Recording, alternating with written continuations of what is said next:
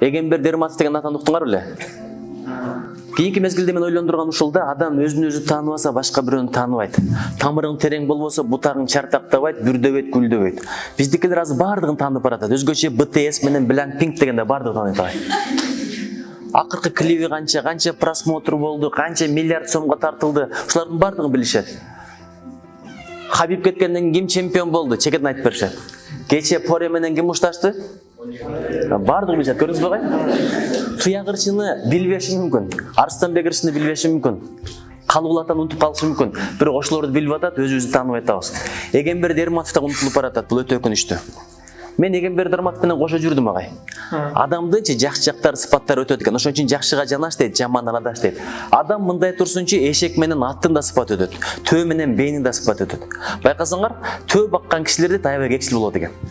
Не себептен дегенде төө өзү кекчил болот экен. Тайлак кезинде, бото кезинде бир чаап уруп койсоң, өмүр өткөнчө бир жол кек алат экен. Жок дегенде бетиңе бир түкүр болот экен. Төө ошондой болот экен. Байкасаң, атты көп баккан адам текебер боло баштайт. Анткени ат айтат го, жаман атка жал бүтсө жанына торсук байлатпайт деп. Арык мезгилинде бир бечара, бирок семиргенден жылтылдап ээсин жана жолотпой калат. Ошондой текебер, бат семирбей. Ошон үчүн жылкы мүнөз деген сөз бар. Ушул мүнөздөн Кудай сактасын. Кандай болбой эле туруктуу бололу. Азыр мен жогорку кеңешке бардым, депутат болдум. Кудай буйруса, мандат ала элекпиз, бирок Кудай буйруса болот окшойбуз. Бирок тилек кылып, дуа кылып тургулачы, Кудай адаштырбасын, тилден адаштырбасын, сөздөн адаштырбасын, кадамдан, амалдан тайгылдырбасын. Сен ийгиликке жетсеңчи, ал сенин ийгилигиң эмес, аркаңда дуа кылган кишилердин ийгилиги. Азыр сен кыйын болуп атсаң, тил үйрөнүп атсаң, чет өлкөгө чыгып атсаң, бизнесиң гүлдөп атса, атагың чыгып атса, мен эле кылдым деп ойлобо, сенин да бабаларыңдын дуасы бар. Бабаларың дуа кылган, укум тукумдан алымдар чыксын, кыйындар чыксын, такыбалар чыксын, аларга зээн бер, тилин байланган чеч, акылын тунук кыл, келечегин кең кыл, сөзүн өтүмдүү кыл, жүзүн нурдуу кыл деп дуа кылган ошолордун дуасы бар. Бирибизге тилек дуа кылалы. Эгерде мага дуа тилек кылсаңыздар, биринчи өзүңүздөргө тиет. Анткени сиздер мага тилек кылган мезгилде периштелер айтат, биринчи өзүңө тийсин, өзүңө тийсин, өзүңө тийсин. Ошон үчүн айтат го, атаң менен апаңа дуа кыла берсең эле, келечегиң аябай жакшы болот. Бактың ачылат. Эки түрдүү адам дейт, рызкыдан кам санабай эле койсун дейт.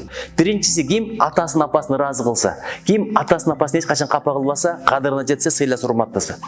Рызкысынан кыжылат болбосун, анткени анын рызкысы дайыма берекелүү болот, төгүнчө ачы болот деп атат. Экинчи түрдүү адам бар дейт, ал рызкысына эч качан кам санабасын дейт. Ким десе, ата менен апаны капа кылгандар дейт. Ата менен апаны ыйлаткандар, сыздаткандар, тилин албагандар, шагын сындыргандар дейт. Алар эмне кылса деле рызкысына береке болбойт экен.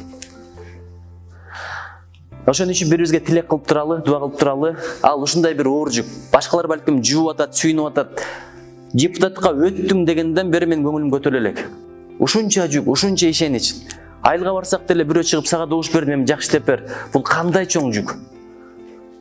Жаштардын тилегин жараткан берет. Анткени силерде тазалык бар, силерде ыклас бар.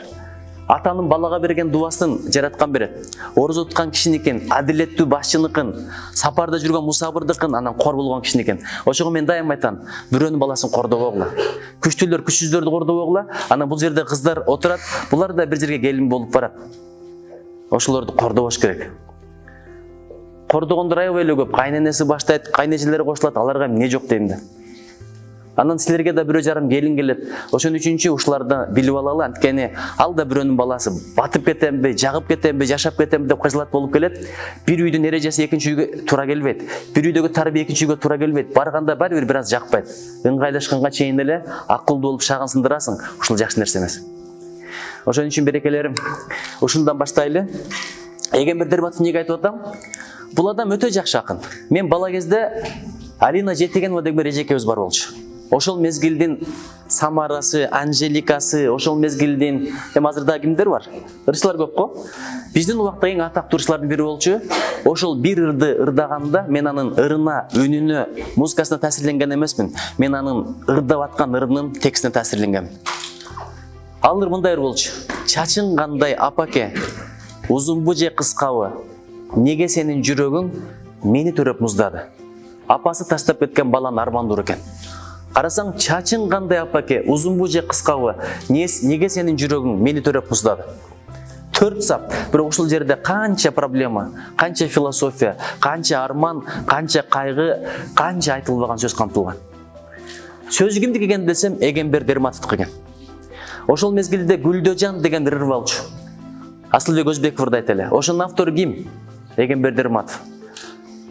Чолпон Алсейитова менен Алина Жетигенова, кийин Гүлнур Сатылганова, Дасторкон дегендер ырдап чыкты.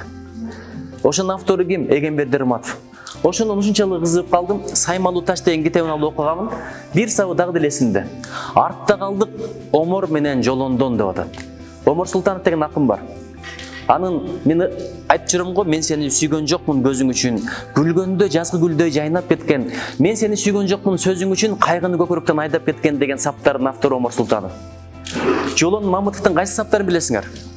Издейм сени арасынан элдердин, эң бир кооз гүлзарынан жерлердин, сени аламга издетүүгө жаралсаң, мен аламга издөө үчүн келгенмин.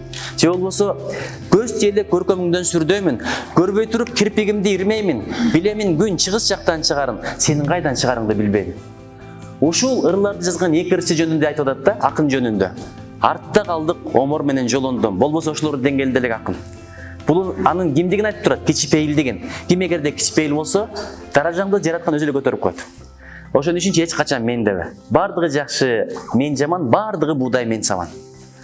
Алар бийик, мен пас, алар алтын, мен таш. Ушинтип эле жашай бергиле.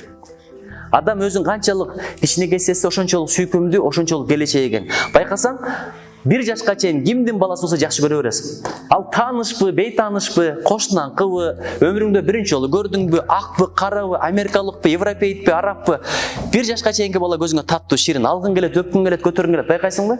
Бирок бир жаштан баштап анча деле ширин болбой калат.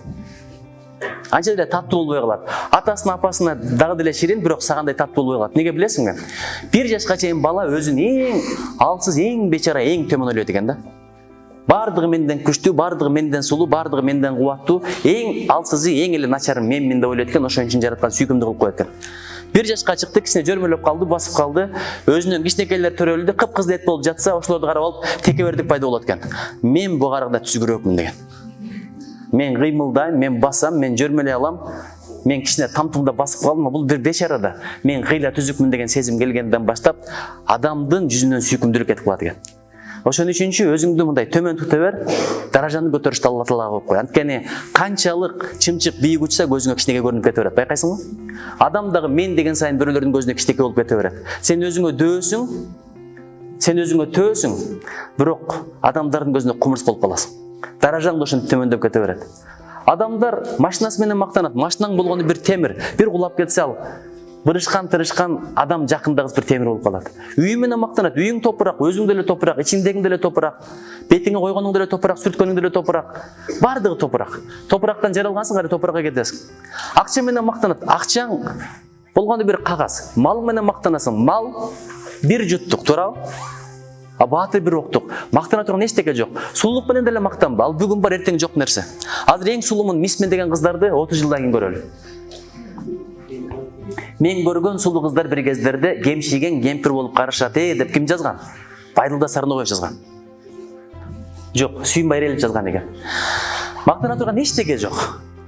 Бир күнү жердин алдына түшөсүң, кайра чыкпайсың, жердин алдындагы акыбалың кандай болот деп жараткан билет. Азыр деле канчалык өзүңдү бай ойлобо, кыйын ойлобо, ичиңди жарса 2 килограмм эмне чыгат, ошону бир эстеп кой. 3 күн тишиңди жубой койсоң кандай акыбалда болосуң? Канчалык сулуу болбо, канчалык бактылуу жашоодо жашаба, канчалык кадырлуу болбо, көзүң өтүп кеткенден кийин, денең 2 күн көмүлүп калса, балаң менен кызың да келгенден жиркенип калат. Ошон үчүн өзүңдү ушундай эле ойлой бер, жараткан өстөрө берсин, акылыңарды бай кылсын. Мен Эгемберди Ырматовдун бир окуясы эсиме келди. Ал киши катуу ооруп калды. Катуу ооруп калганынан мен көргөнү бардым, аябай начарлап кетти. Бирок ошо катуу ооруп атканда дагы жүзүндө жылмайым. Бул эрдиктин белгиси. Сен чындап бирөөнү көргөнү барсаң, кабак кашын түйүп алып эле арманын айта берсең, алый берсечи, кеткенче жашасың. Анткеничи оорунун кадырын соо билбейт, ачкандын кадырын ток билбейт деп кой. Ошон үчүн колдон келсе бирөөгө арманыңды айтпай эле кой. Ага кызык эмес, ишенип кой. Атаң менен апаңа кызык, бирок сен арманда айткандан алар бактылуу болуп кетпейт, кыжылат болот, жүрөктөр уйт, чачтар агарат, беттер тырышат. Колдон келсе бирөөгө айтпа. Бир жаратканга айт, чечип бер деп жалбар, чечилет ал маселе. Бирок бирөөгө айткандан сөз көбөйөт, душман таба кылат, дос не кылат? Доско күлкү болосуң деп коет, туурабы? Доско күлкү душманга. Ал киши жылмайып тосуп алды, мен ошону көрүп аябай сүйүндүм. Жылмайуу садака деп бекер айтпайт экен. Жүздө жылмайуу болсун дейт, тилде таттуу сөз болсун дейт, колдо белек болсун. Тилинде таттуу сөз дайыма болчу. Анан ооруп калыптырсыз, Кудай шифа берсин, аман эсен чыгып алыңыз деп көңүлүн көтөргөнгө аракет кылып атсам, мага бирдекени айтып берди, араң сүйлөп. Ошол мезгилде жогорку кеңештин депутаты болчу, бийликтин партиясынын өкүлү болчу, президенттин досу болчу. Кыргызда ошондой кимдин ошондой мартабасы болсо, мансабы болсо, кээде кошоматчылар көбөйөт. Анан бир жыйынга бардым дейт. Мен аябай сыйлашты, төргө отургузушту, сөз беришти дейт. Анан классташтарым менен 2 күн убакыт өткөздүм дейт. Каяка барса мени төргө өткөзөт дейт. Биринчи сөздү мен сүйлөйм дейт. Биринчи устуканды мен алам дейт. Биринчи дамды мен остуем дейт. Биринчи бата мага берилет дейт. Ошондо бир ой кетип калды дейт агай. Мен болуп кеткен экенмин, даражам көтөрүлүп калган экен, кадырым өсүп калган экен деген кичинекей эле ой келип кетти дейт. Ошондон баштап ооруп атам дейт. Ошол оюм үчүн Алла Таала мени жазалап атат, мен тазаланып атам деген сөзү ушунчалык таасир эткен мага. Башка адам болгондо башкача тыянак кылат эле. Эмнеге мен ооруйм? Бул аман эсен жүрөт, Кудай ошондон сактасын. Ооруп көрсө, күнөөлөр кечирилет экен, тазаланат экен, ошондон көп өтпөй кете берди кайра киши.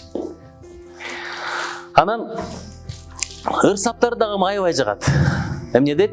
Башкаларга оңой олтоң алданам, алыс болуп калыптырмын чарбадан. Бирок улуу бир касиет бар менде, жан дүйнөмдү дөөдөй сезип кармаган дейт. Жан дүйнөң бай болсун. Чындап айтып атам. Адамчы оорудан, кедейликтен, кымбатчылыктан андан коркпош керек. Эмнеден коркуш керек? Дүйнөгө берилип кеткенден коркуш керек. Дүйнөнүн ичине кирсең кир дейт, бирок дүйнө сенин ичиңе кирбесин дейт. Дүйнө сүйө турган нерсе эмес. Дүйнөнүн орду алаканда, чөнтөктө, банкта. Дүйнөнүн орду бирөөнүн чөнтөгүндө, колуңда болсо бер. Эгерде сен бербесең, жаратканда сага бербей топтой берет экен. Эгер сен бирөөгө бербей топтой берсең. Ошон үчүнчү берешен бол. Кырсык балекеттен сактаган эмне? Кайрымдуулук. Адам даражасын көтөргөн эмне? Кайрымдуулук. Жүзүңгө нур боло турган нерсе эмне? Кайрымдуулук. Тилектериңдин кабыл болушуна себеп болгон нерсе эмне? Кайрымдуулук. Сен үчүн башка бирлөрдүн дуба кылышын каалаган нерсе эмне? Алып келген нерсе эмне? Кайрымдуулук. Айтат го, байлардын берешендүүлүгү болбосо, кедейлер жок болуп кетмек деп. Алымдардын илими болбосо, жахилдер, караңгылар жок болуп кетмек дейт. Эгерде падышалардын адилеттүүлүгү болбосо дейт, адамдар бирин-бирин карышкыр менен койдой кырып, зулумдук кылып коймок дейт. Ошон үчүн мен силерге айткым келип атат, эмитен берешендик үйрөнгүлө. 1 сом болсо да бергиле, 2 сом болсо да бергиле, 10 тыйын болсо да бергиле.